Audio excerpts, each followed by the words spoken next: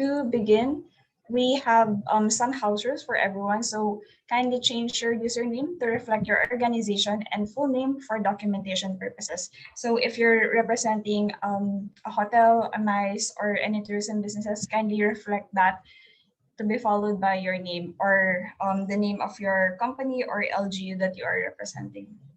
And then kindly mute your mic when not speaking so that we can reduce any disturbances during the presentation proper. And then there will be an open forum, so kindly note down your questions beforehand or send them in the chat box for our panelists to answer. And then again, the participants will be receiving a recording and the materials or the presentation used earlier. So we would kindly ask you to provide your evaluation after the event. We will also provide the link later on. Okay, so for the agenda, we have three presentations. So the first one would be the energy efficiency measurements for hotels and potential businesses, models for implementation, which will be presented by our guest speaker from the UNEP Copenhagen Climate Center.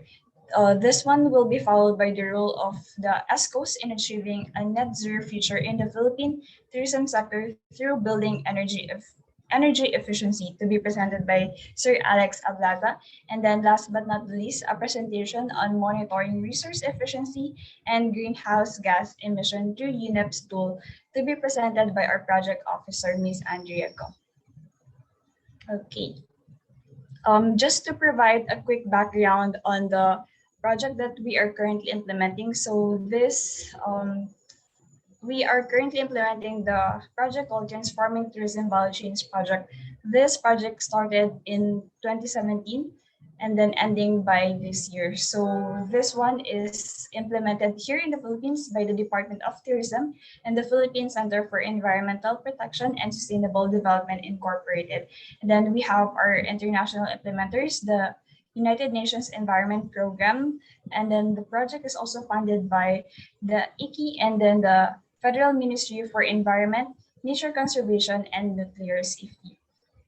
So this project aims to develop the greenhouse gas emission baseline for the Philippine sector, and then provide as well the technical assistance for our hotels and then MICE sectors so that they can achieve a low carbon and then resource efficient operations. And then throughout the project implementation, we have developed several researches and studies. For example, we have on the screen is the roadmap for low carbon and resource efficient tourism sector in the Philippines. So this one provides a strategic recommendation so that our tourism sector can achieve a more sustainable operations. So we have four key recommendations here. So we have sustainable food value chain, sustainable events, beat pollution from the tourism sector, and sustainable energy. So on a brief explanation that gives you around information on what we have so far with the TBC project. So in case you're interested in getting to know more about the project, you can visit our website at psubst.org.ph and through the One Planet Network website as well. Okay. So to quickly move through our first presentation, we have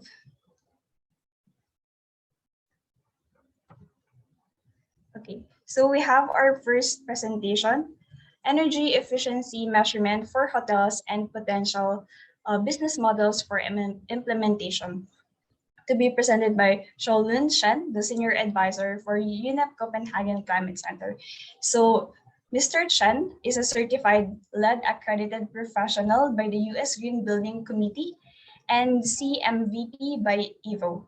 He has over 25-year international experience on project management, engineering, design, consulting, and project development of district energy, building energy efficiency, and green buildings. Since Dr. Chen joined UNEP in 2017, he is working in technical team of district and building energy team in the UNEP Copenhagen Climate Center, known previously as the UNEP DTU Partnership. He is also working globally to promote and implement energy efficient and sustainable districts and building energy system in cities of over 30 developing countries and emerging economies. So without further ado, we would like to welcome Mr. Chen. You may now have the floor, Mr. Chen.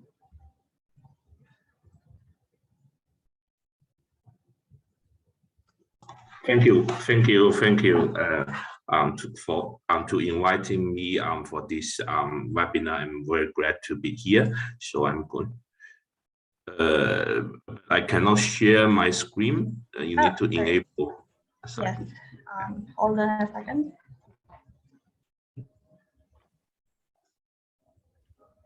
There you go. Kindly check if it's working now. Okay. Yes. So.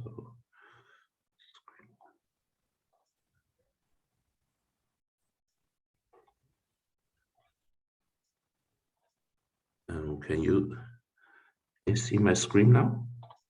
Yes. Can you full screen it? We are seeing the notes on the side. If you can just full screen. Okay.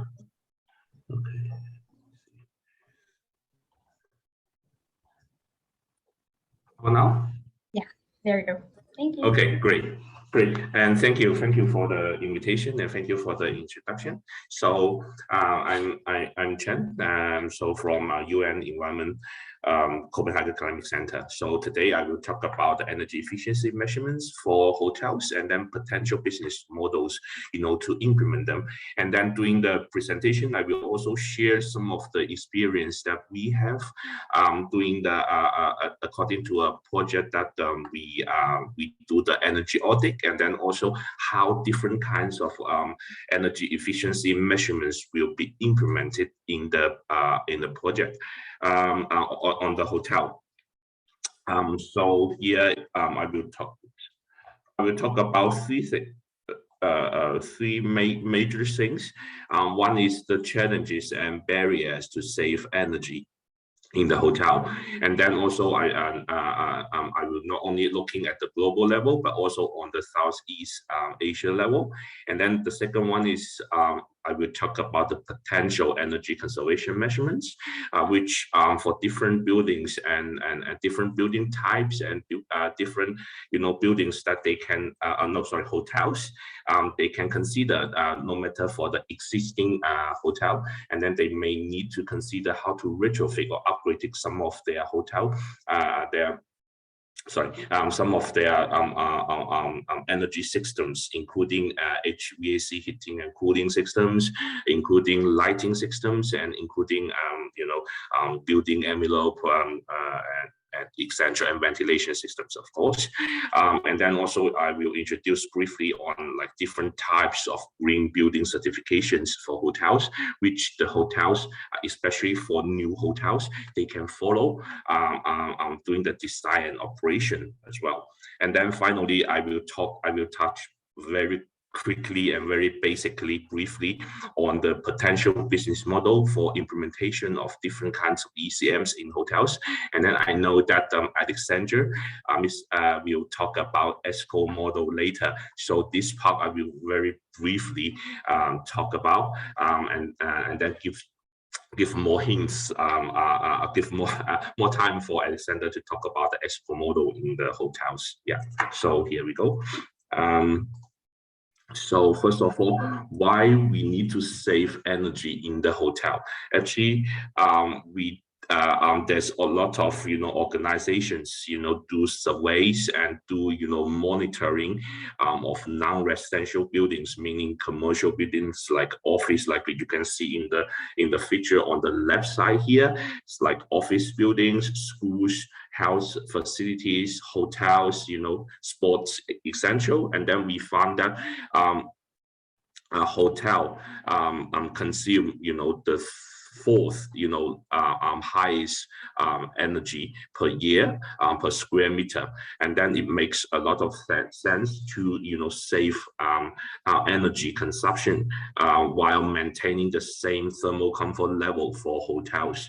And then on the right side, actually you can see that this is a way actually it's a monitor data in 2019.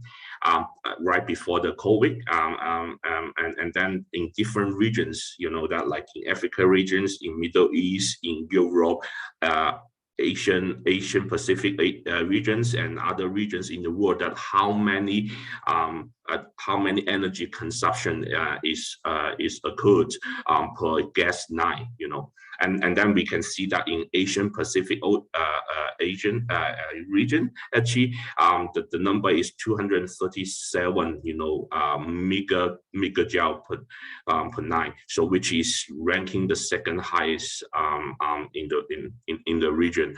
And then actually, according to our detailed monitoring, in the Southeast Asia area, actually it's even higher due to higher requirement for cooling, and then also higher requirement for ventilation. So it makes a lot of sense, you know, to reduce energy consumption in the hotels, and so as to achieve the decarbonization target for the building sector or for the tourism sector in the countries. And then actually here, there's several surveys here, and then on the left side, it is a survey that happened in USA before COVID. Actually, it's in 2018, and then you can see that according to the U.S. Environmental Protection Agency, you know, US EPA. Energy is one of the fast growing causes in the hotels, and then also the hotel owners and operators are facing today, not today, you know, in 2018 when this survey is conducted. And then as technical and energy consumption grows, it is becoming more of a concern for hotel owners and operators to make sure that their hotels are using energy cost effectively. It is important, you know, for them to keep their utility bills low while still providing guests with all the resources they need to have a wonderful stay. So according to the survey by EPA USA, that US hotels spend an average of 2,200 USD per room on average cost on energy costs per year. It is also revealed that the bulk of that energy is going where the energy is going, and then by breaking down, you know, the percentage of energy that fuels hotel operations, like ventilation, lighting, cooling, and heating. And then as you can see here, you know, cooling, ventilation, lighting, you know, that would take a large amount. And then on the right top side, actually this is a survey that our partner Germany Energy Agency has done in 2019, also before the COVID, that for one of the Germany hotel with 300 rooms, and then how when they do the energy audit in it, and then how they see, you know, that different you know, part of the energy system that they consume energy. So actually you can see that like HVAC, meaning heating, ventilation, air conditioning system, they consume 22%, and then also, you know, lighting, kitchens, and lifts can consume also a big amount of energy consumption. And then on the right bottom side, actually it is a survey that we did in 2017 in Asian Pacific region, including Southeast China, Vietnam, Thailand, for some hotels. And then as you can see that like the major energy consumption part of a hotel is, you know, cooling and lighting, so it counts around like 50%. And then they have also small consumption for space heating, and then also small consumption for, you know, refrigerations and ventilations. And based on our work on the hotel, and analyze the energy consumption, needs for the hotel, and then we found that there are several challenges and barriers. So we from 2014 to 2019, actually we did a survey, including a face-to-face interview with hotel owners and operators, real estate developers, and designers for the hotels, and also hotel managers. Currently, we have a sample of 135 or more than 145 hotels, covering different regions, including China, Spain, Morocco, Tunisia, and USA. And then it is from different projects. For example, the Morocco project is based on the Morocco project is based on the GEF6 project for district energy system. The Tunisia project, which is now still ongoing, is also about to decarbonize the energy system for a hotel region. So that's why we have a lot of samples. And then the project we have in China and USA, which is the project that I did before joining UNEP. Is about energy audit for existing hotels, mainly 4-star and 5-star hotels, and then also cover some 3-star hotels. And we do this survey, and then we find out the major challenges and barriers, including, for example, in the market level. They including two important groups. One is the informational failure. Another one is the market failures. So the informational failures are led by imperfect and information. So these terms refer to a lack of information on courses and energy saving equipment, unclear information by technology providers, or poor quality information as to the energy performance of different technologies. And then the second one is the hidden costs, and then this is the typical and also common concept that I found that when I talked to almost these 135 hotels, and then almost 90% of the interviewees mentioned that they are very worried about these hidden costs, even though that they would like to increase the energy efficiency of their hotel.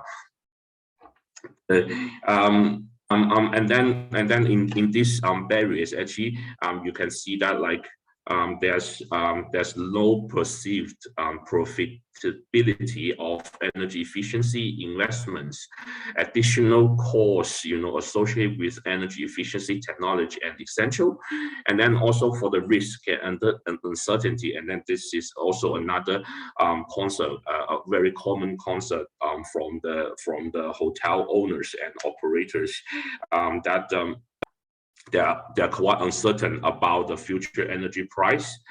They're also very concerned about the technical risks, not clear about the technical risks that they are going to implement it, and then also the economic and technological uncertainties concerning in the business. And then the second part of this is the other market failures, and then there's two parts of it. Basically, one is how to assess the capital. So some of the energy efficiency investments are usually assigned lower priority than essential maintenance projects or strategic investments. And then also there's also a principal agent problem, is that some of the managers who operating the hotel energy systems, actually sometimes, or for most cases, that for 5-star hotel and 4-star hotels, and then they only host their posts for only a short time. Normally it's around 5 years. Even some of them say that they only have their positions for, or their contracts for 3 years, so that some of the energy efficiency measurements that they will take longer period to get payback. For example, some of the cooling and heating, and also maybe even lighting, energy saving technology, they will be paid back in a long, like 5 years to 7 years, and then that makes these managers have limited incentives to invest in energy efficiency projects. And then the second part category we found is the behavioral barriers. Consumers tend to use simple calculations because of the bonded rate rationalities. For example, individuals and companies ignore changes in real energy prices and energy savings that can be made over the lifetime of a good technology, so that they just following the rules of the town, and then to evaluate energy efficiency measurements, ECMs. And in addition, consumers need not only specific energy-related and financial knowledge, but also the cognitive skills to apply that knowledge in what they call energy-related financial literacy. Moreover, the criteria of the information, for example, the specific and simple personalized, updated, credible, and trustworthy comprise another significant barrier to energy efficiency investments. And then for the next category, it is about the organizational. So power barriers comprise a lack of power and influence by others, by those in charge of energy management. Sometimes the local hotels, they are, or even in the local municipality, there are lack of energy experts and skills, lack of energy audits, conflicts of interest between individuals and departments with different ideas and values influencing decision making, or time pressure leading to concentrate solely on core business. And cultural barriers refer to a lack of organization culture leading people to ignore energy issues. So here actually we based on this on the survey, actually you can see that like in different hotels and different interviewees, actually they vote for different impact factors they are considering when they retrofit or when they design a hotel. And then energy efficiency is the contribute most frequently rated as important in choosing an HVAC or heating, cooling, and ventilation system. According to our survey, 76% of the respondents rated it as a very important attribute. Other attributes less highly rated than energy efficiency are also classed as important in purchasing decision. For example, noise level, price, brand reliability, and performance, and technical maintenance and performance essential. And then regarding the market barriers, actually we continue to detail the survey, and then the vast majority of respondents were found to believe in the reliability of energy efficiency equipment. So around 83% disagree or strongly disagreed with the idea that more energy efficient HVAC systems were less reliable. And then 67% of respondents answered that lack of access to loans was an important barrier limiting their energy efficient retrofit or purchase. So here actually is a survey result, related to the challenges and barriers that we did in the past few years. And then there's some conclusions here for the main challenges and barriers that we found. So we found that there's totally 6 major challenges and barriers for hotels to achieve energy efficiency. First of all, like I mentioned in the survey, the hotels do not have the capacity to find out the suitable energy conservation measurements, and also they may focus a lot on the operation, and then sometimes they really don't find out how to or the suitable technical solutions to reduce their operation bills on energy consumption. And then the second one is some of the hotels that we find that they have a very good building management system or building information system, which have relative good data in qualitative, but however the quality of the data is not very good. Sometimes that they are the data is due to some of the sensors that they don't validate and verify before using, and then they give out a number or measure data with a something wrong with the data. And then some of the hotels that we investigate, especially the 3-star hotel or lower star hotels, actually they don't have the data.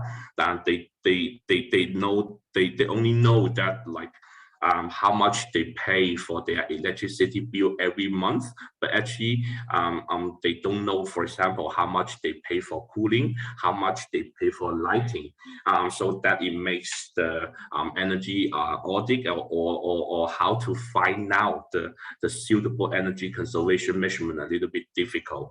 And then also due to this two reason, actually it makes a little bit difficult to design the investable or bankable projects to increase the energy efficiency in the hotel. Sometimes, that when once the hotel is operating and then it is very difficult to stop and then do the upgrading. So normally we will do the same time, that like when the hotel is still operating, and then we upgrade some part of the energy system so that the system can get into work in a short time. But this one normally but in this regard, normally the hotel did not do it by themselves. Normally they can, for example, either outsource energy service company, or they have other business model or different and other different business technical service providers can do that for them, and then they will through a suitable business model, and then they will implement the project, and then they can share sometimes they can share the risk, they can share the investment, and then they also need to share the economic benefit after implementing all these energy conservation measurements. And then the fourth one, that in order to have these investable and bankable projects, sometimes one hotel cannot do it. I mean, it cannot be done by a hotel, and then sometimes we need to have some regulations or standards or by the municipality level or even by the national level. So we see that in some of the developing countries, especially some emerging economy like in China even, they have some gaps that between how to bring these regulations on the ground, and then sometimes policymakers need to hear about the needs on the ground, like what is the real hotel energy efficiency retrofitting project really need for the regulation. And then also that sometimes for some hotel owners and operators and even policymakers, actually they don't aware that the benefit of increasing increasing the energy efficiency of the hotel, so that there's require some awareness raising and communication. And then last but not least, we think that we find out that actually there's lack of standards. The standards is not only for how you design an energy efficiency hotel, how you operate an energy efficiency hotel. I believe there's a lot of valuable experience already there on the ground, but also how the standards is like how to how to evaluate whether your hotel is really energy efficiency. And then when you're aware that okay, there's something need to be improved, and then how do you calculate, for example, how you calculate your benefits, how you define the baseline, either from 1 year or 5 years. And I understand that some of the hotels, maybe the occupancy ratio will be different year by year, and then season by season, or even month by month. So that how to calculate the baseline, and then how to define the business as usual conditions, so that they can facilitate the future development of this business model, and then design of the projects for to help the hotels to implement energy efficiency measurements. And then I think this is some conclusions that we have based on our survey in the past few years for these major challenges and barriers. So and then we come to the point, okay, how to take actions to increase energy efficiency, EE, of hotels. So actually we have several actions, available actions. And then for existing buildings, and maybe we can consider retrofitting, but it's not retrofitting in the whole system. And then we can walk through the hotel, and then to find out the most potential ECM, energy conservation measurements, through the walkthrough audit, and then find out the suitable payback period, suitable investment amount, and then to find out the list of the suitable ECMs to be implemented. And then for the new buildings, since there's new buildings, meaning that new hotels, actually they are under design and even under master planning stage, so they are more flexible to integrate different kinds of technologies, and also some of the technology like passive cooling, like the natural ventilation, like shading facilities essential, which is more flexible. And then normally we can also refer to the green building certification or building energy efficiency labeling.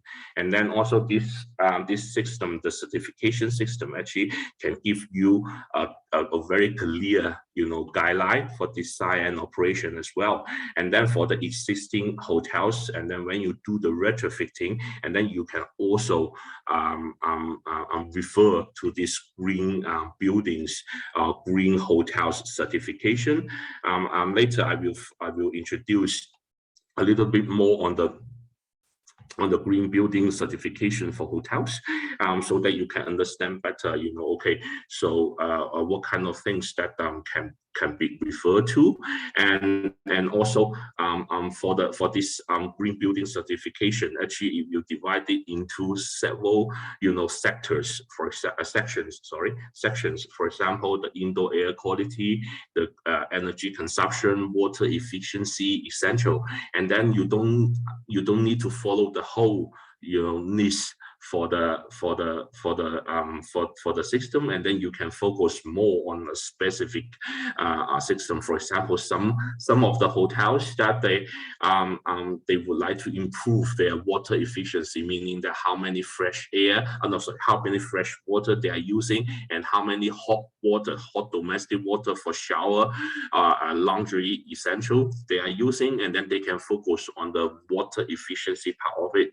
And then some of the hotel, they have a very good condition. For example, they have a very good view of river right next to a river, and then they may consider more how to use the free cooling from the river. For example, we have a project in China, in Shenzhen actually, and then it's a 5-star hotel of Hilton Four Point, and then they use, they combine, the river, the free cooling and heating from the river through a heat pump, and then with the normal air conditioning system they have, so that they save annually 57% of the cooling or heating electricity. So that is a case. And then also we have a project in Tunisia, which is now still going through the feasibility study, and then they are considering to use the seawater for cooling, which enable them to reduce or replace almost 35% of the cooling tower electricity consumption. So this is different potential solutions. And then also I will talk about the potential business models and essential. So so here actually is a quick introduction of the green buildings and hotels certification system. So first of all, this system is, they are considering multiple things, not only just energy consumption, not just water efficiency, but they consider also higher indoor air quality. So meaning that by implementing these green building standards, actually you can normally have a better indoor air quality, better thermal comfort for the occupants living in your hotel, and then while you are also saving energy bills, or saving energy consumptions at the same time. So it is a win-win situation. But on the other side, to be honest, green buildings or green hotels, it depends on which level you are going to get, and then it normally will be the higher price compared, or more expensive in investment compared to usual hotel design. So that is also very important, that when you decide the hotel, or when you consider retrofit the hotel, and then you are not only thinking about the technologies, but also need to think about what kind of business model you are going to use, so that you can have a better financial situation or conditions on that.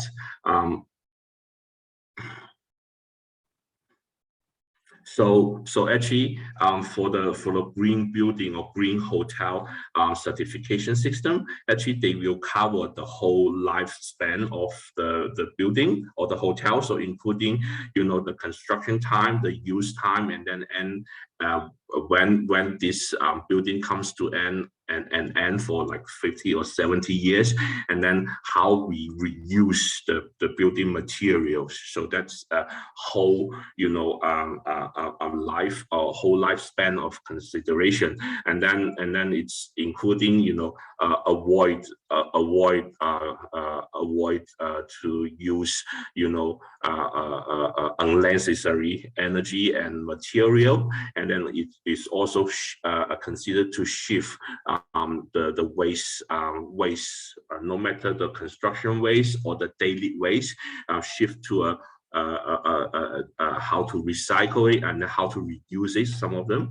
And then also it also considering how to improve, meaning that how to improve the like I mentioned, how to improve the indoor air quality, in the thermal comfort, or the general comfort feeling of the occupancy, and then also how to improve the water efficiency and energy efficiency as well. And then also the last and very, very important one is that how to adapt the condition or the building or the hotel on the local environment. So that is the four key points. And then normally there's several benefits when you go to the green building certification system, and then the major benefit is to benefit the hotel operators when they operate the buildings. And then actually in the middle figure, actually you can see that this is the average savings of green building by the US Green Building Council, which is leading the LEED certification system. So normally for commercial buildings, including hotels and offices, they can bring in savings in energy for 30%. And then carbon savings at least 35%. But this savings it's a little bit different when you go from low rating system to a high, for example, from the zero certification buildings to the platinum certification buildings, and then this is the minimum savings. And then also like water efficiency savings, it could be 30% to 60%. And then as one of the projects that I ever have, and then they are saving almost 80% of the water usage by recycling the rainwater, and then also by use waterless equipments in the toilet. So this number can be very high as well. And then also the waste cost, actually that is one of the main main benefit of this green building systems for hotel, and then they can save as high as 90% of savings. And then there's like I mentioned that the green hotel certification system, they can benefit you into the three major types. So for the energy saving, for water management, for material use, meaning that when they decide, or when you decide or construct the building, and then you need to consider the health or low VOC material, so that in the future, that the indoor air quality IAQ will be better. And then also the indoor environmental quality, meaning that there's a healthier environment there. The general feedback of the occupants will be higher than normal buildings or hotels. And then actually, when we look at the whole building life cycle rating, actually we can see that like some of them, around 40% of their focus it's in the urban planning, architecture, design, and construction, which is before the operation of the hotel.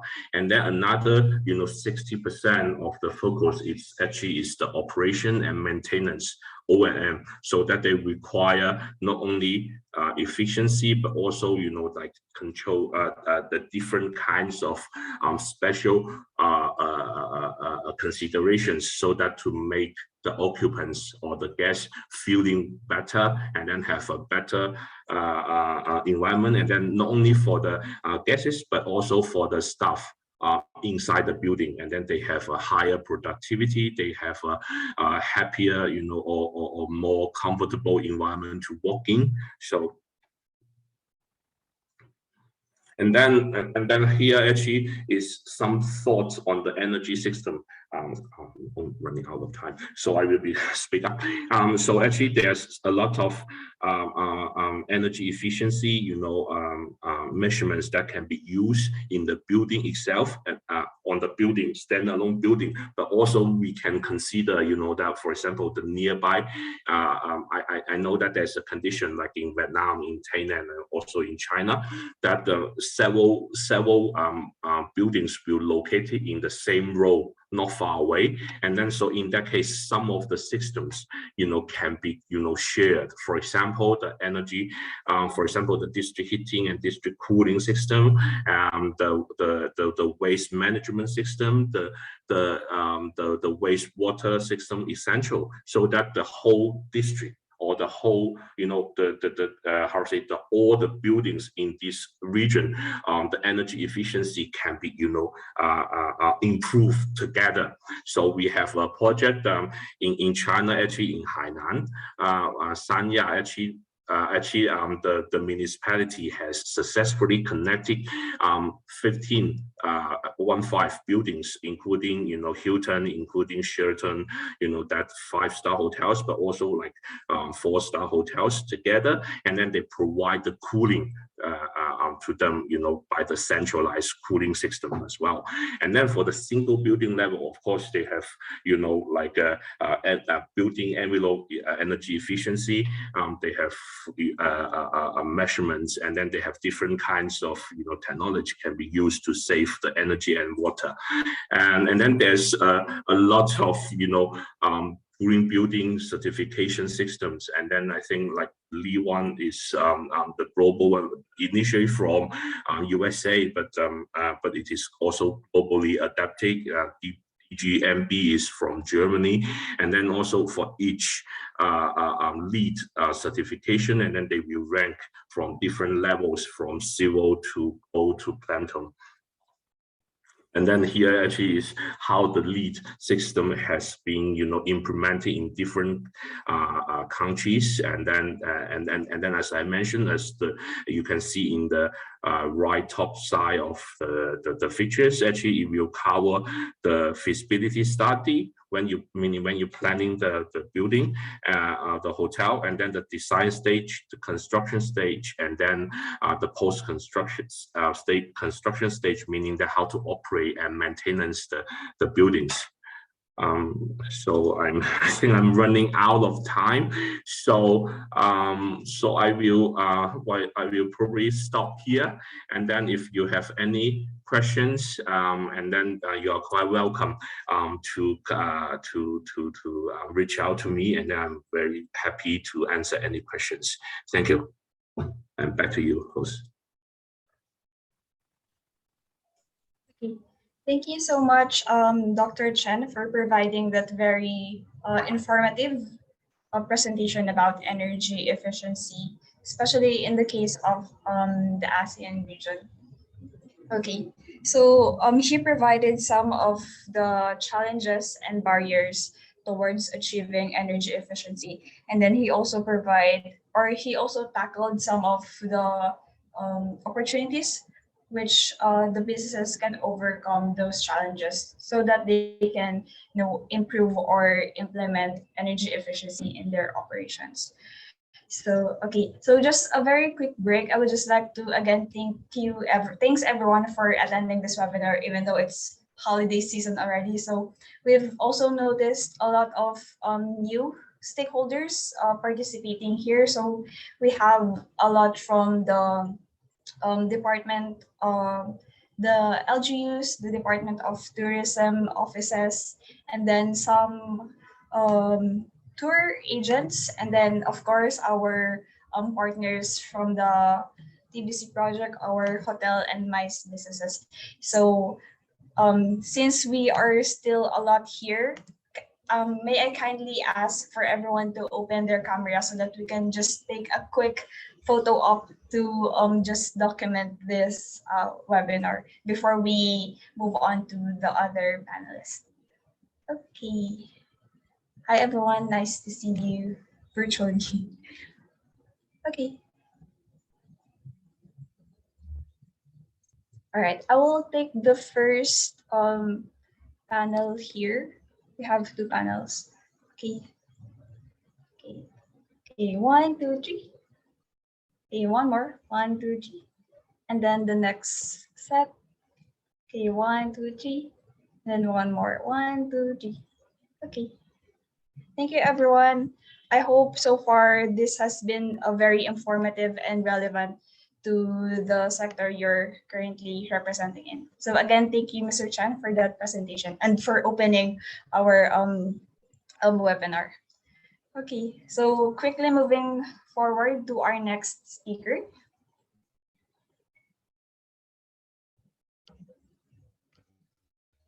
Okay, so we have the presentation of Mr. Alex on the role of ESCOs in achieving a net zero future in the Philippine tourism sector through building energy efficiency. So, Mr. Alex Ablaza,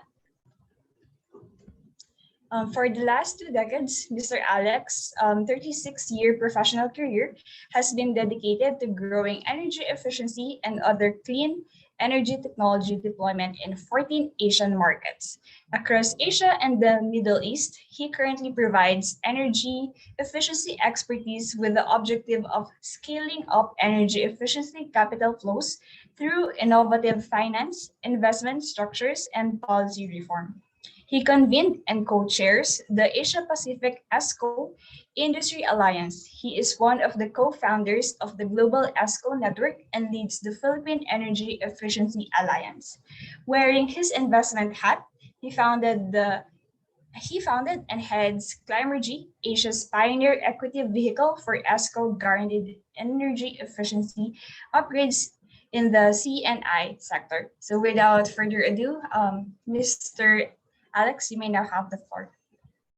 Thank you very much, Kim, for the kind introduction. So I beg all of you for that. I will be for apologies because I'll be running through my slides a little bit faster in the interest of time, and I will try my best to cover as much as I can. Now, whatever I cannot cover in the short presentation time, I'll be happy to answer your questions during the open forum. So let me, in the first 12 to 15 minutes, let me just wear my nonprofit hats for the Philippine Energy Efficiency Alliance, the Asia Pacific ESCO Industry Alliance, and the Global ESCO Network. And I will like to discuss what exact role do energy service companies or ESCOs in helping hotels and MICE facilities achieve a net zero future by implementing and accelerating the implementation of energy efficiency in the buildings. So just a brief introduction. PE2 we convene a wide range of energy efficiency market stakeholders. We have ESCOs, technology solution service providers, financiers, nonprofits, and large end users. In fact, I see a fellow PE2 officer, Engineer Raymond Marquez. He's a treasurer of PE2, and he also runs his own ESCO called EconoServe Solutions. So together we partner with government with the different categories and the biggest output or outcome of this partnership with government is the successful passage of the Energy Efficiency and Conservation Act. The Asia Pacific ESCO Industry Alliance, we now convene the ESCO industry associations of China, India, Indonesia, Japan, Korea, Malaysia, Philippines, Singapore, Taiwan, and Thailand. And it's a regional platform also meant to accelerate the growth of the ESCO market in the region. The Global ESCO Network sits in the UNEP Copenhagen Climate Center, where our previous speaker Zulun is working with, and it's we are also with a broader universe of 34 country ESCO associations and regional ESCO associations. We are also working together to remove barriers to the growth of the ESCO market. The Paris Agreement is really about reducing reductions and drastically reducing emissions fast. And energy efficiency is, I think, the most cost-effective way of doing it, even compared to other mitigation actions such as renewables. Earlier this year, the executive director of the International Energy Agency, Dr. Fatih Birol, said in the Davos agenda meetings that energy efficiency, and again, he used this, IEA has been using this label since 2013, that energy efficiency is the world's first fuel and the main route to net zero.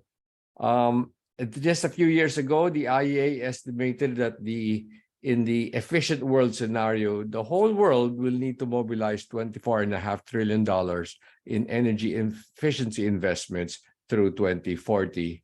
So I'd like you to just focus on the middle three bars of this chart. The light blue bars, which is declining from 2020 to 2030 to 2050. The light blue is the remaining demand in energy in the building sector. And most of the hotels and MICE facilities is in this sector.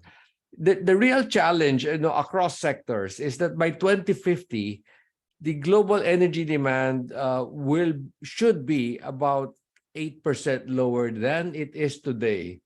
But here's the irony: it will need to serve an economy that is more than twice as big, and with a population of 2 billion more people.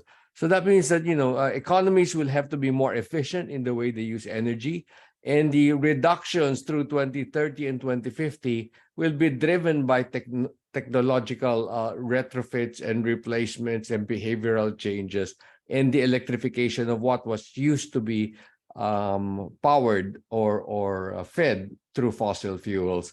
So it's energy efficiency really more as the main strategy to decarbonize the building sector, than while renewables will be a secondary strategy.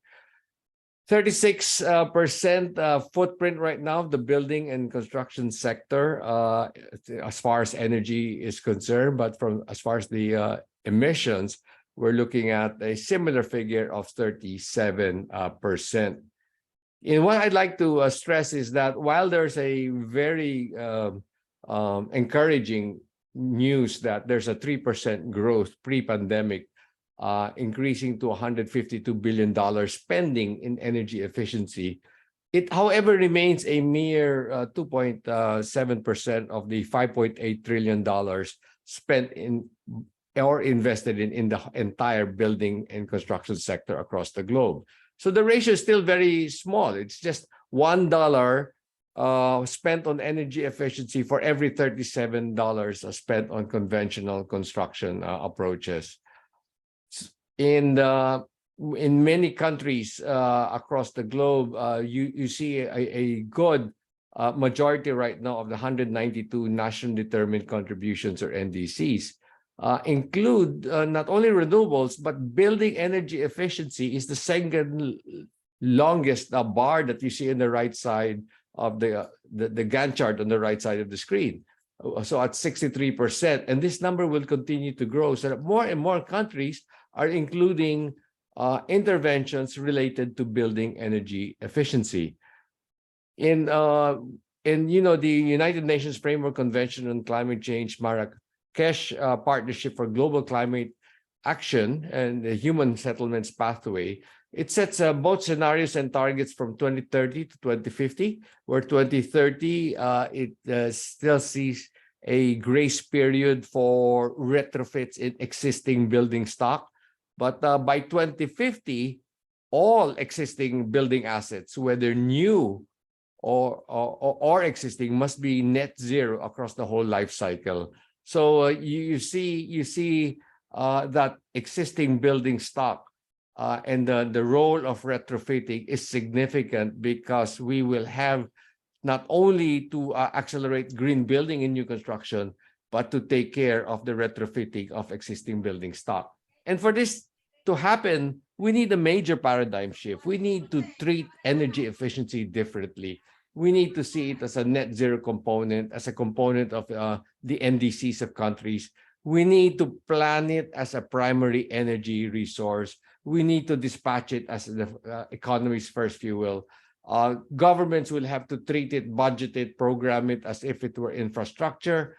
And the private sector will have to also define risk management and financial structures for this distinct investment asset class and clean energy source, separate and distinct from renewable energy.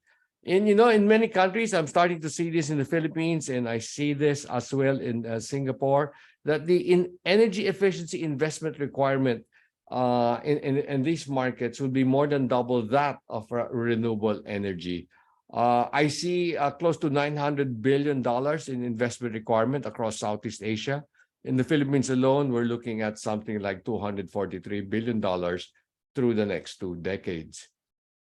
As I mentioned earlier, we now have one enabling policy environment, and that is the successful passage and the current growing enforcement of Republic Act 11285, or the Energy Efficiency and Conservation Act. And if you see in the right-hand side of the screen, many of the hotels and many of the MICE facilities now inherit a long list of obligations, because many of them are certainly consuming more than 500,000 kilowatt hours a year in fuel and electricity. So it's just that this will accelerate the implementation, because many hotels and MICE facilities will have to comply with their obligations under the law.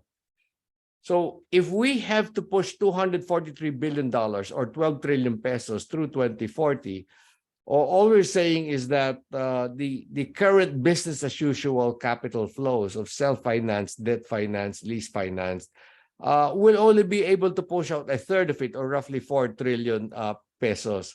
What the market needs is the off-balance sheet capital flows, and this is where ESCO performance contracts come in. This is where innovative procurement such as PPP, public-private partnership transactions, joint venture agreements, and large-scale retrofit programs to push the remaining 8 trillion capital gap.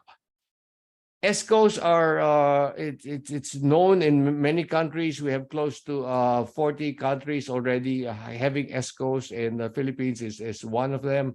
ESCOs can be likened to what? A build, own, operate, transfer entity that will provide not only the engineering, the solutions, the services, the operation and maintenance, but will issue performance guarantees and can also mobilize financing. So this is how ESCOs are defined in the Philippine market, and it's all about using energy savings to pay for the capex investment, and sometimes a little bit of the O&M expenses. So this is just an example. Instead of a hotel and MICE facilities raising upfront capital for new chillers, new boilers, new motors, or waste heat recovery, then you have ESCOs doing it on behalf of the hotel.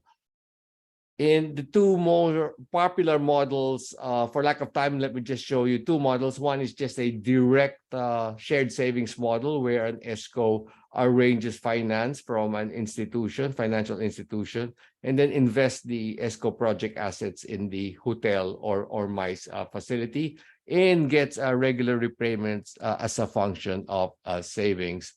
The other one is a very new concept. In many countries, a government would set up a state-owned super ESCO. It will be a direct ESCO to public facilities, but it will provide debt and equity and capacity building to private ESCOs for projects in the private sector.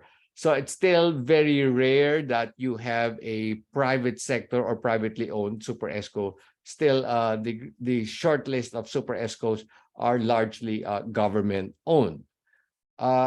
Typical measures that would apply to hotels are basically cooling, but you also have smart controls, building management systems. You have building envelope solutions. A little bit for waste heat recovery would be possible. Well, of course, own use or self-use renewables. Zulun also mentioned that district cooling within an area or confined cluster of buildings for shared energy is also possible.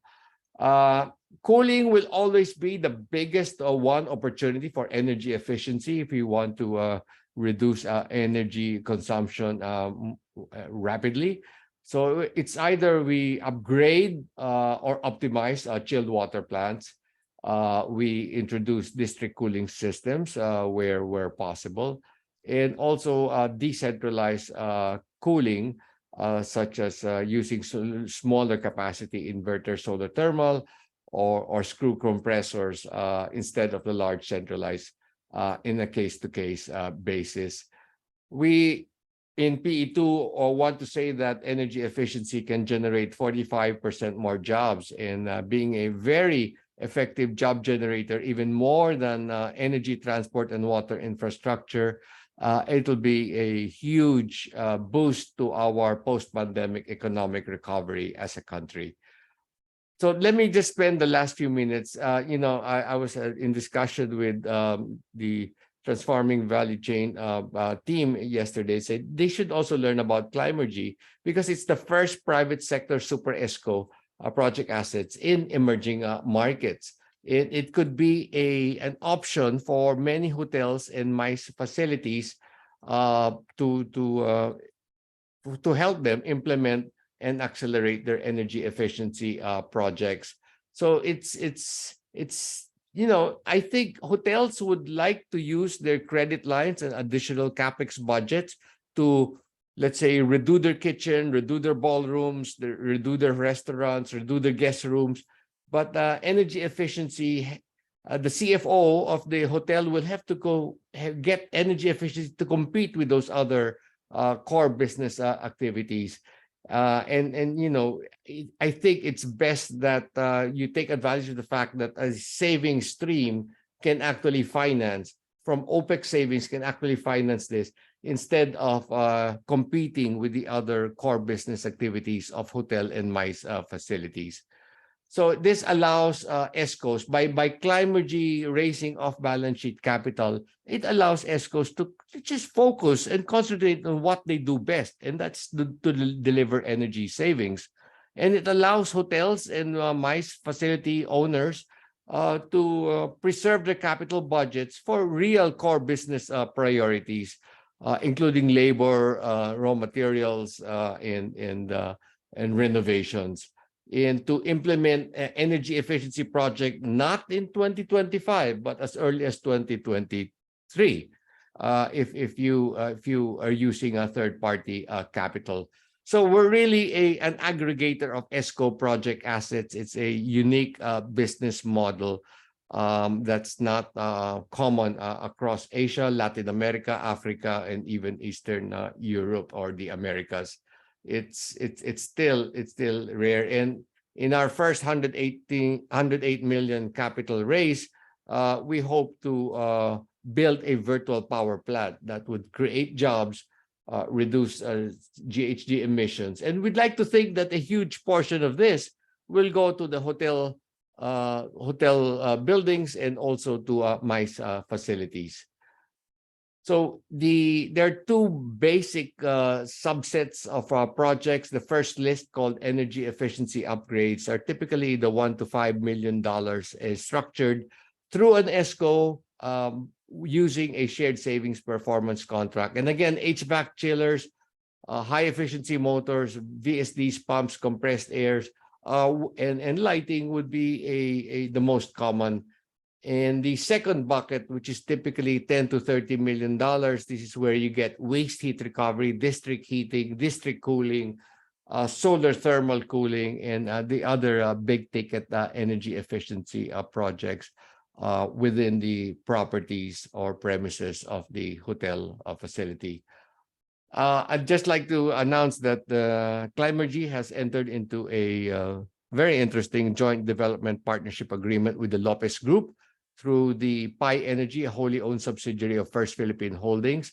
And together we will combine our knowledge, our network, and our capital to pursue the first 1 terawatt hours of energy consumption reductions, roughly equivalent to 7.5 billion pesos in power cost savings. So this is a good boost to our capital raise.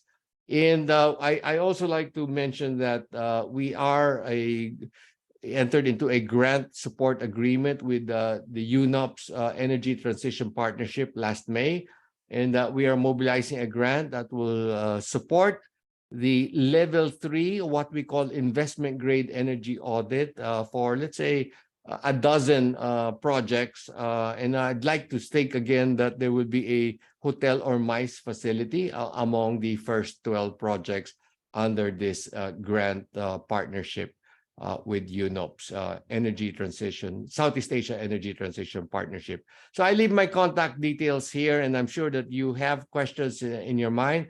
I'll be happy to tackle them during the open forum. So back to you, Kim, for the rest of the program. Thank you, Sir Alex, for again another informative presentation that can also assist or give more ideas for our tourism sector to implement energy efficiency in their operations, as well as providing and sharing po the opportunities that they can access through your network and your work po. So again, thank you, Sir Alex, for that. Okay, so for our next speaker or presentation, okay.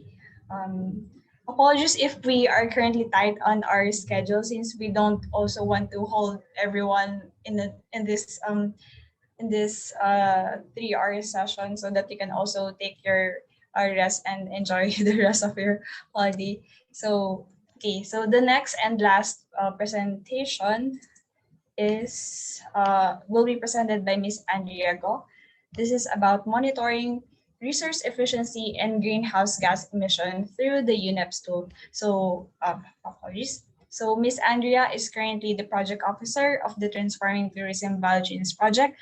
A lot of us here already knows her, and then maybe some of the new participants, but yeah, she will be presenting the next topic. So, Andy.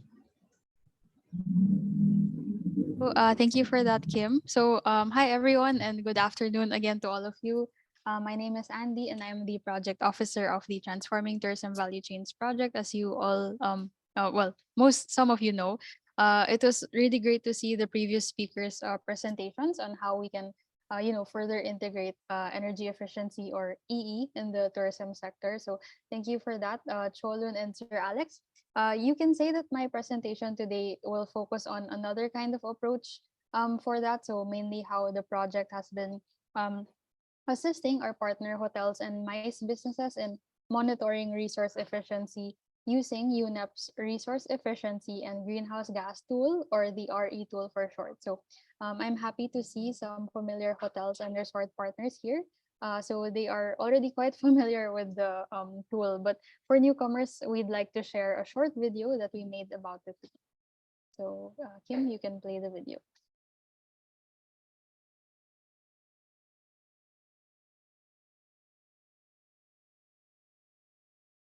Or other kind of tourism business, would you like to know how much carbon emissions your property emits? Have you ever heard about the Resource Efficiency and Greenhouse Gas Monitoring Tool, also known as RE tool? The RE tool is an Excel file that aims to establish a baseline of the greenhouse gas emissions of the tourism industry. It also allows hotels, resorts, and meetings, incentives, conferences, and events, or MICE businesses to monitor their resource use over time. This is done to see where any actions they are taking have effects. The RE tool, which is being used by different hotels, resorts, and MICE in the Philippines, was developed by the United Nations Environment Program, or UNEP, in cooperation with the Waste and Resources Action Program, or WRAP, and the UNEP Copenhagen Climate Center, or UNEP CCC, for the Transforming Tourism Value Chains project. What does the RE tool monitor? The RE tool consists of different tabs where you can input data that are aligned with the Intergovernmental Panel on Climate Change and other scientific reports. The tool covers scopes 1 to 3 of GHG emissions. Scope 1 covers direct emissions generated from the use of gas or other fuels used in the kitchen, like LPG, and for transport like diesel and gasoline. Scope 2 covers emissions indirectly created from the generation of purchased energy, such as grid electricity or any source of renewable energy being used by the property. The RE tool also allows establishments to monitor Scope 3 emissions, which encompasses activities outsourced by the hotel. An example of this is when businesses buy, use, and dispose of products from suppliers. They say, what cannot be measured cannot be managed. It measures the environmental impact of hotels, resorts, or MICE businesses. Evidence-based decisions can improve a business response towards global environmental issues and contributions, such as climate change. It can be maximized by the respective departments of management, engineering, food and beverages, procurement or purchasing, and finance. The tool can also assist businesses in sustainability reporting by identifying their contributions and actions on climate change and to beat pollution and biodiversity loss. Ultimately, monitoring their performance towards low emission and resource efficient operations. At the same time, the tool can help businesses achieve transparency to their stakeholders. If more tourism businesses actively monitor their carbon footprint, more actions can be developed towards mitigating the contributions of this sector to climate change. By then, sustainable and transformative tourism will be achieved.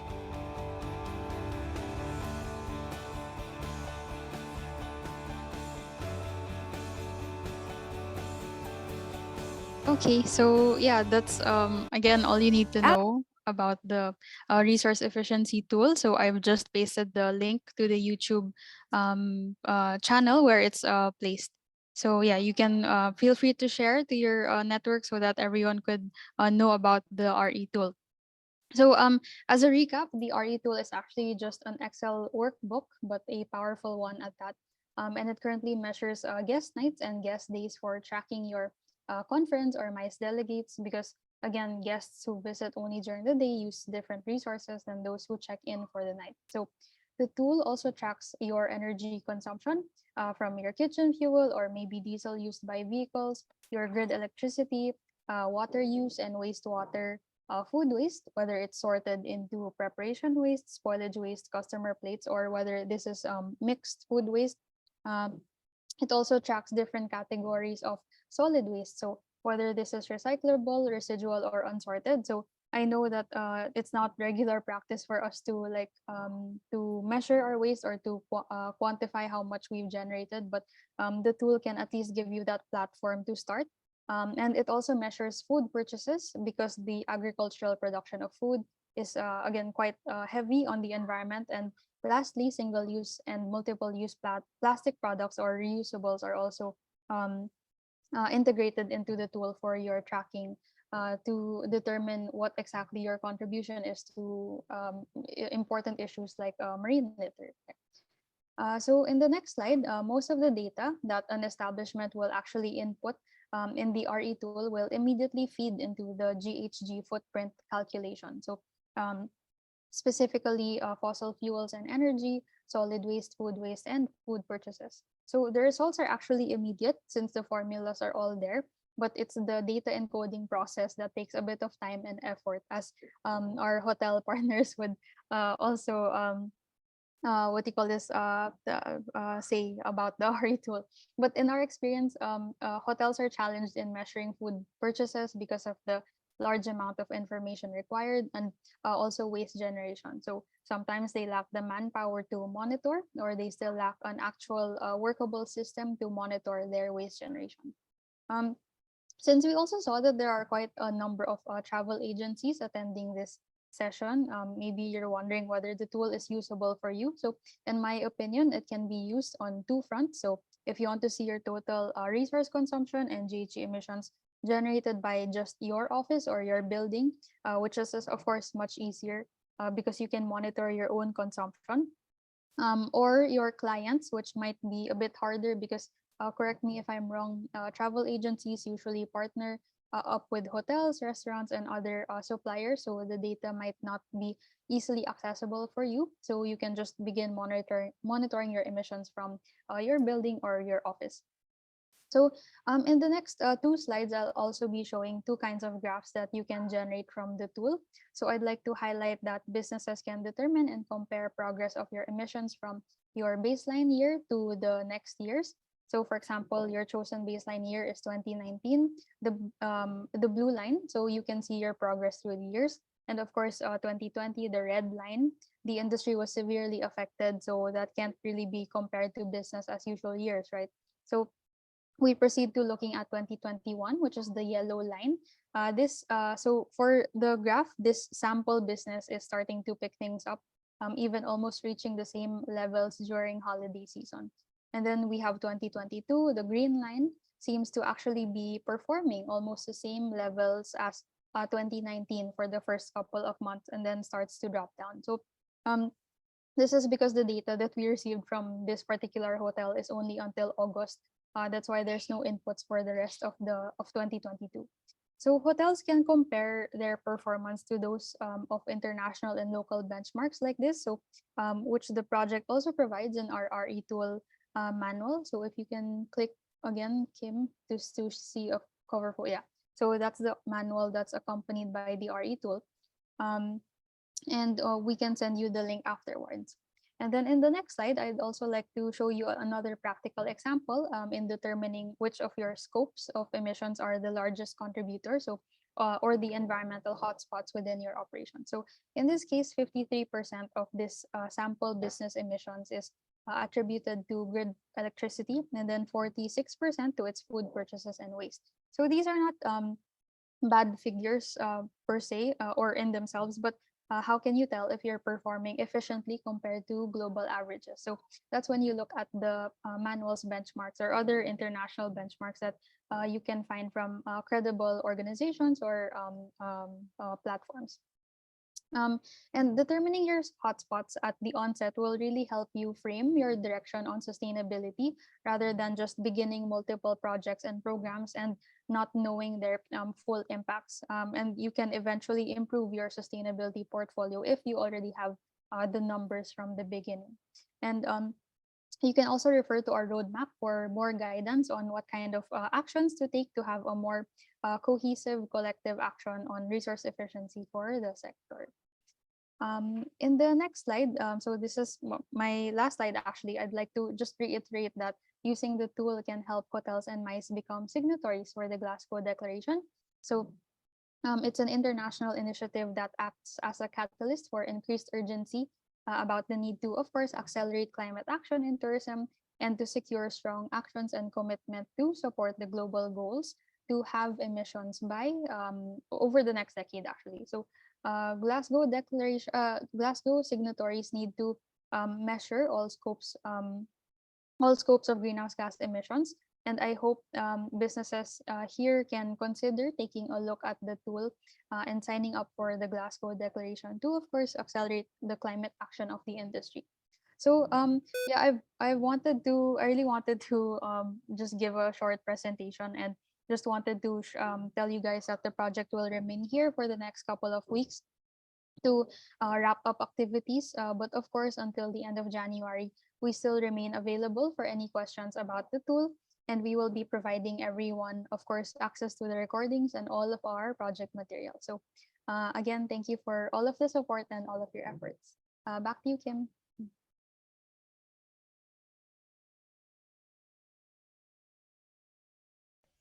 Thank you for that, Annie.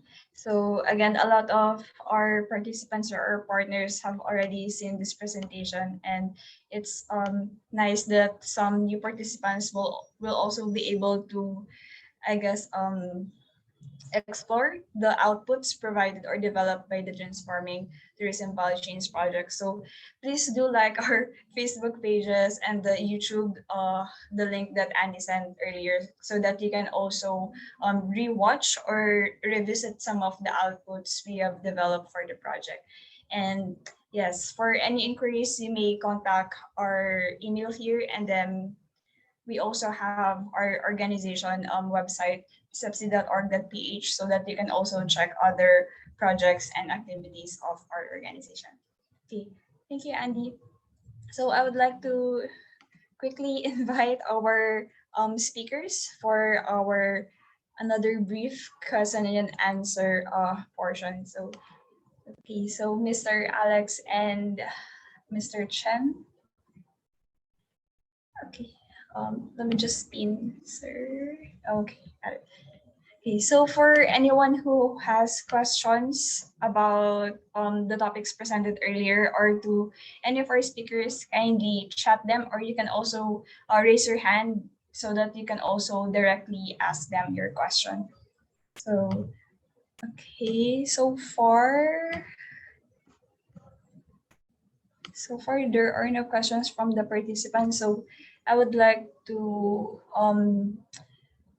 address some of the questions provided during the registration. So some participants already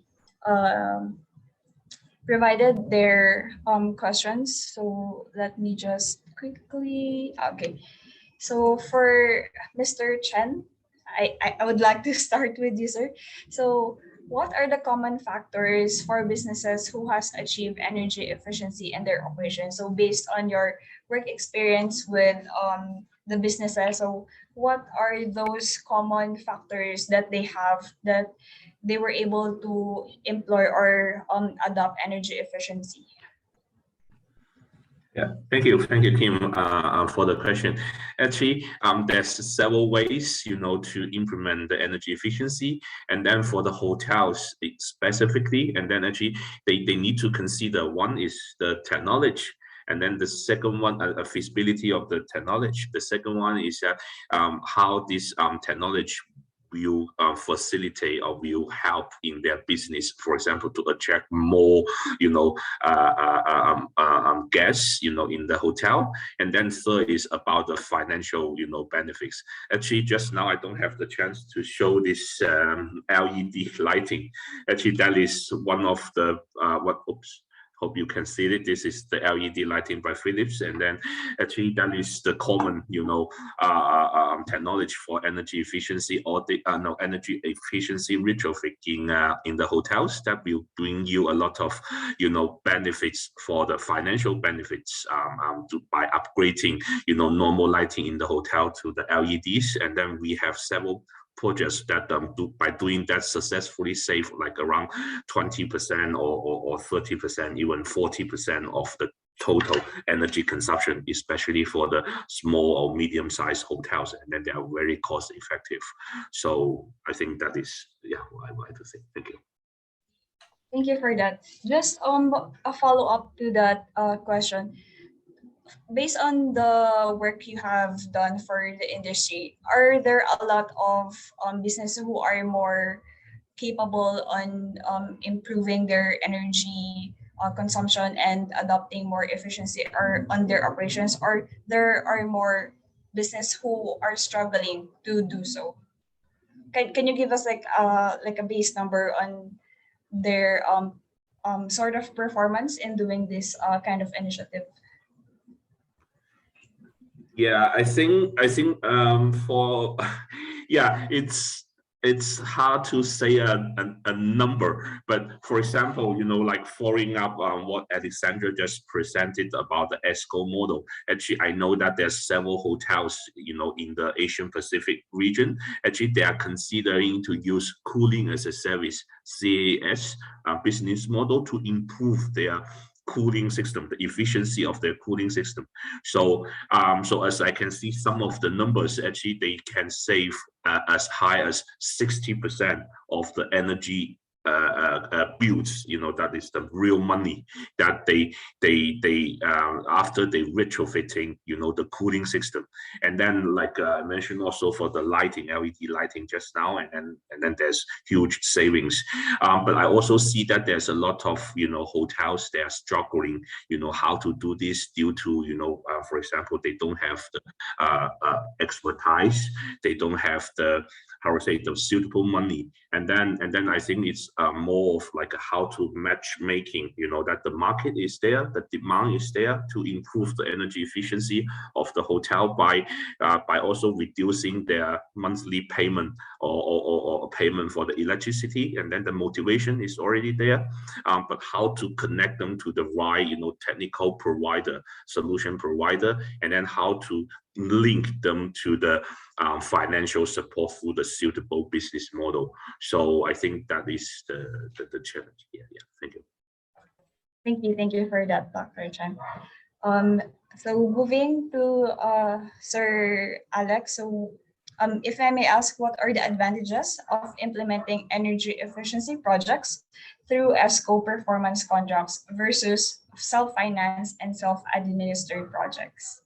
Well, that's a very good question. There are many advantages of engaging an ESCO. So engaging an ESCO is like instead of going to a small town doctor in a small clinic, you're going to a hospital. So you'll get more comprehensive services. You'll get more comprehensive technologies. You'll get more comprehensive services, and they will walk you through. They're like your business partner, because they will to comply with the Energy Efficiency and Conservation Act. First, you have to get a level 1 energy audit, right? And then they will walk you through the level 2 audit, then the level 3 audit, and then ultimately, when the investment numbers are right, then they will arrange financing for your project. So they would be your business partner.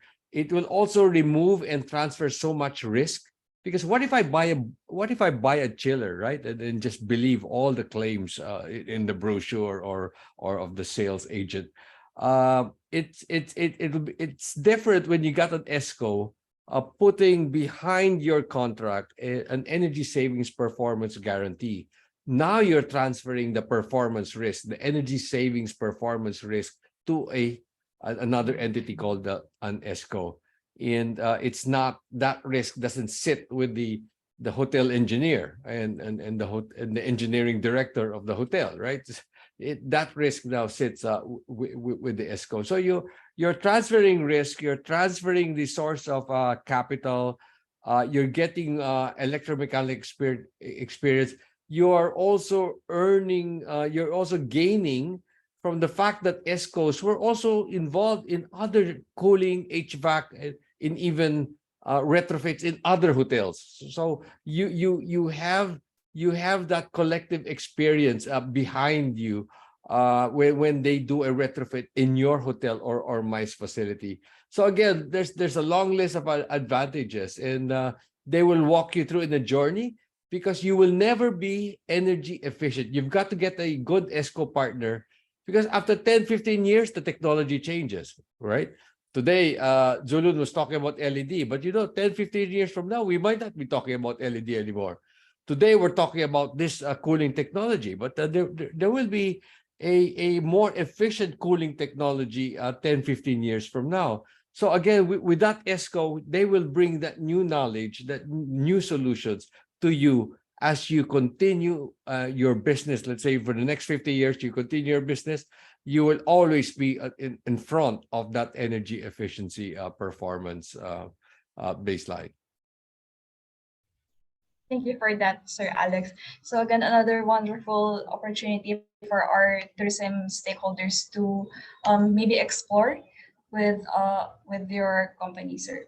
So if we don't have any chat questions here, okay, I'll just provide the question for our last question here.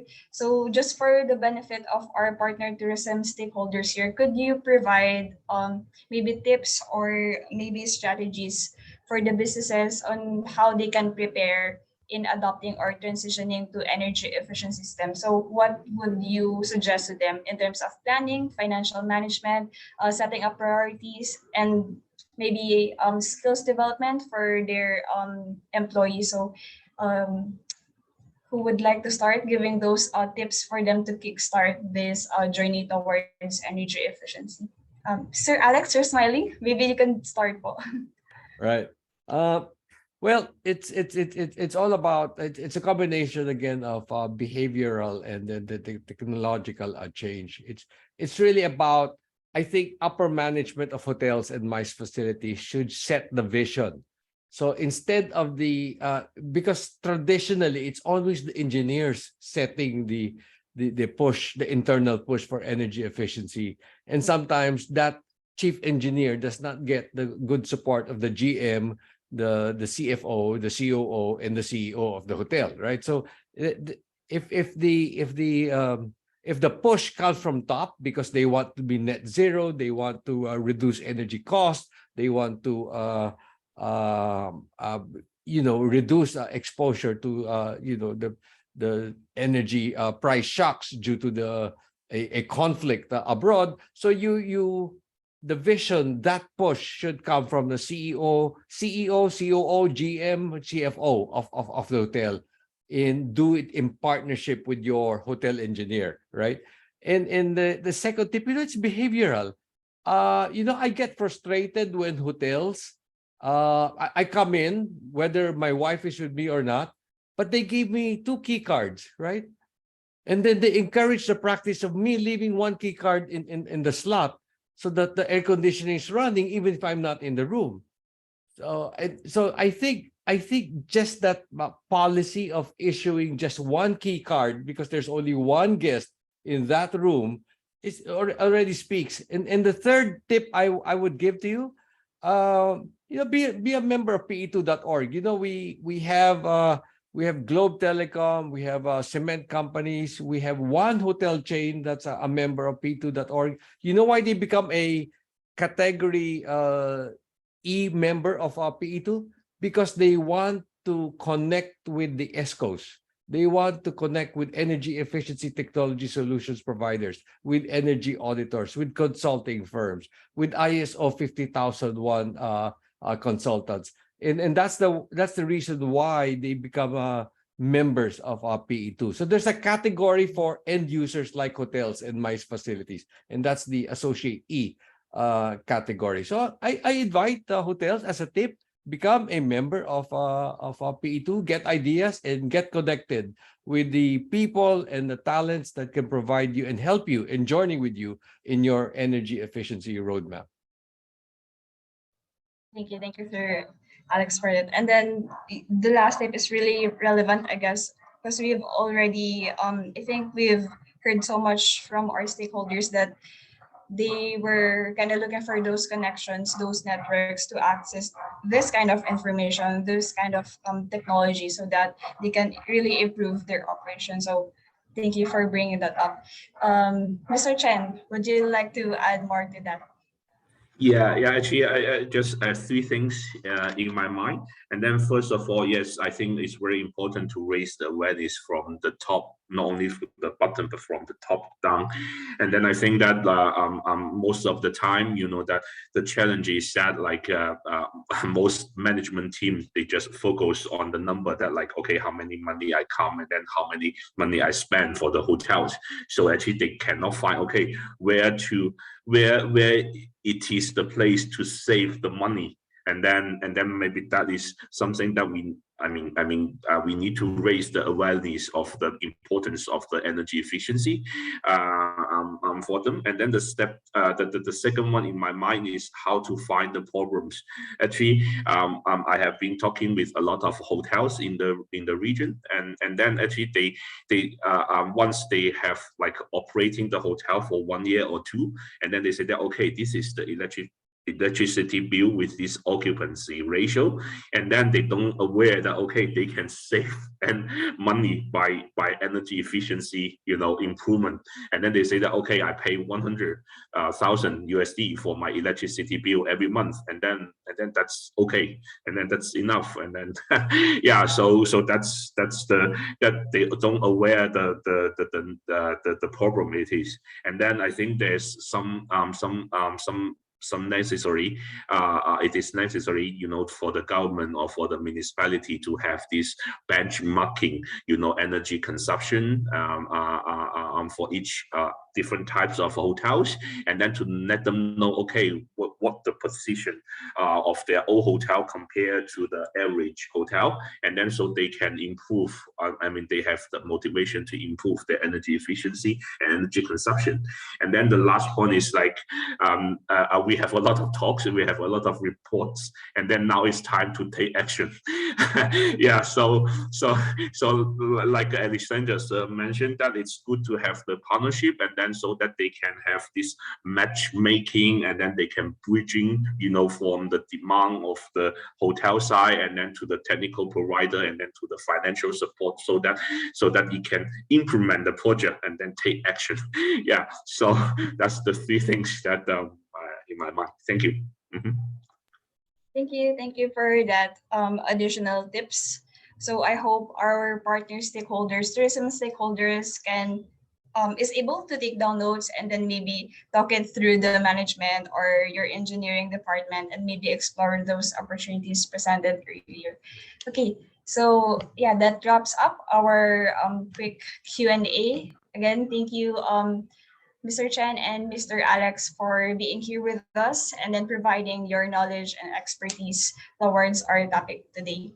And then, okay, for our participants, if you want to have access to the recording and to the presentations earlier, kindly provide your feedback through the link in the screen, or you can also scan the QR code so that you can easily access the evaluation form. And another reminder for our TVC partners, hotels, and MICE businesses, we are still accepting our responses to the climate action plan. So we've emailed this form to you. So if you can also provide your feedback or your team response to this, we would highly appreciate it, so that we can continue developing your sustainability reporting, as well as helping you to become a signatory of the Glasgow Declaration. So we will also send this email in a follow-up later on this week. So okay. Is everyone okay with the links for the Eval Form and Climate Action Plan? All right. So okay, last one. Okay. So yeah. Okay, again, thank you everyone for attending this very, I guess, brief and then quite, we organized this during the holidays, but again, thank you for coming in despite your busy schedules. And we hope that you were able to take information here and there in order to support the sustainability initiatives of your business or your organization. So again, for more information about our organization and our project, you can contact us through these details, and have a very merry and wonderful holidays ahead. Thank you, everyone. Thank you, Sir Alex and Dr. Chen. Thank you, Andy. Thank you, everyone. Thank you, everyone. Thank you. Bye-bye. Bye. Bye. Thank you all. Bye-bye.